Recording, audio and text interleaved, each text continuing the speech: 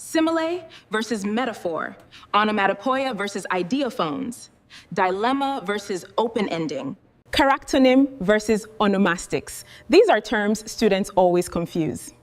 Good day, class, and welcome back to our class. Today, we are tackling these 4 pairs of literary terms that many students confuse in exams and set book analysis. Let's get started. Similes and metaphors are very close in meaning, but different. A simile is a figure of speech that compares 2 unlike things using words like us or alike. For example, Peter is as brave as a lion. Wanjala fell like a log. Her face shines like the sun.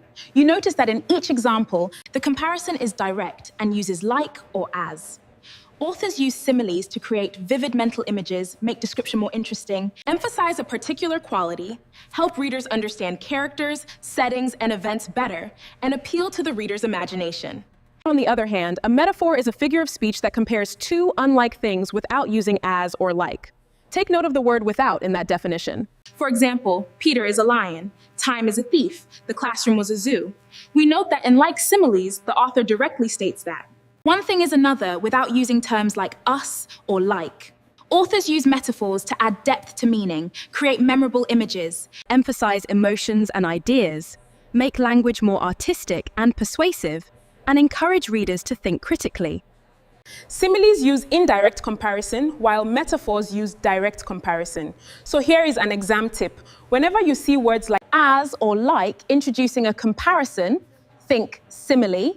And if the comparison is direct, think metaphor. Moving on to the next set of literary terms, onomatopoeia versus ideophones. Onomatopoeia refers to words that imitate natural sounds. Examples include buzz, a sound made by bees, hiss, made by snakes, splash, made by water, and tick-tock, made by clock. These words sound like the noises they produce. Authors use onomatopoeia to create realism, make scenes lively, appeal to the sense of hearing, build excitement and drama, and make actions more vivid. On the other hand, an ideophone is a word that vividly describes an action, state, movement, appearance, or sound. Ideophones are very common in African languages. Examples include car stopped suddenly, kui. The child swallowed the food, guluk.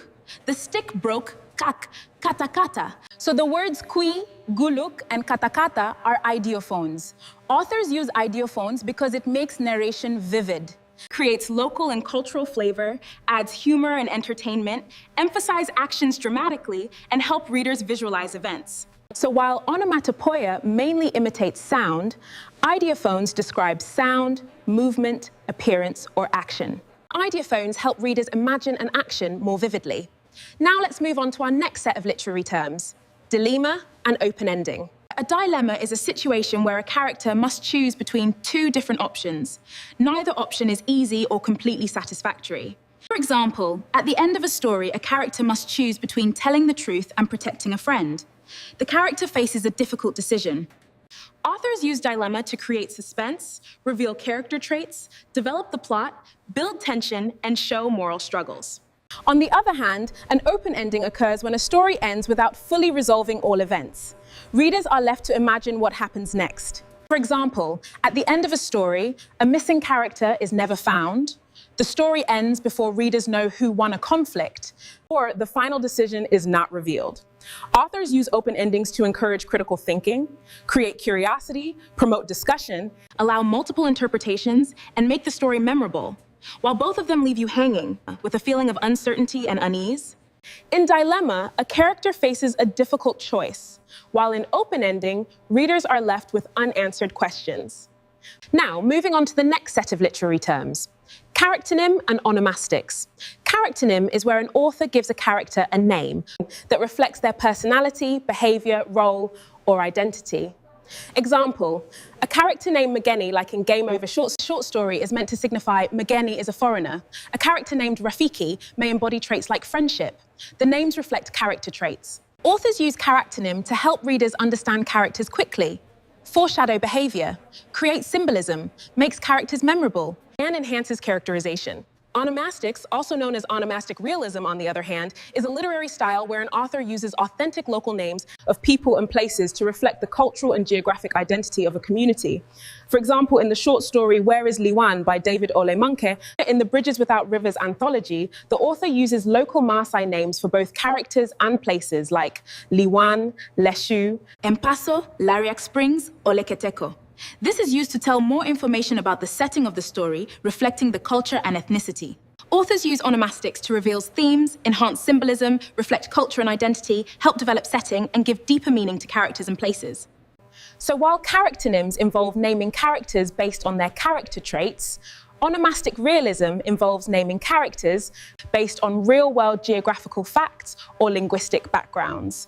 Now let us recap the lesson. What have you learnt today, class? Simile uses like or as. Metaphor makes a direct comparison. Onomatopoeia imitates sounds. Ideophones vividly describe sounds, actions, or movements. Charactonym is using symbolic character name that reveals character traits. Onomastics uses authentic local names of people and places to reflect the linguistic identity and geographic facts about the setting. Dilemma is a difficult choice. Open-ending leaves readers guessing what happens next. Well done, everyone. So exam tip to remember: simile creates imagery, metaphor emphasizes ideas and emotions, onomatopoeia creates sound effects and realism, ideophones make actions and description vivid, dilemma creates conflict and suspense, open ending encourages reader participation and interpretation, charactonym creates symbolism, and onomastics reveals setting. If this explanation helped you, don't forget to like, subscribe, and share with other learners.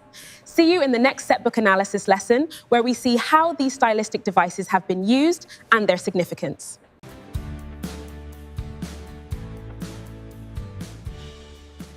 Welcome to Litbrook Education.